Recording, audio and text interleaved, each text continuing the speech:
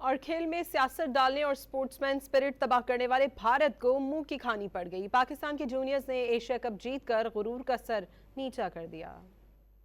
कभी no handshake, कभी trophy ना लेने का तमाशा। क्रिकेट के मैदानों में खेल से खिलवाड़। पाक भारत जंग में मुंह की खाने के बाद भारत ने जेंटलमैन गेम को सियासी रंग में रंग दिया।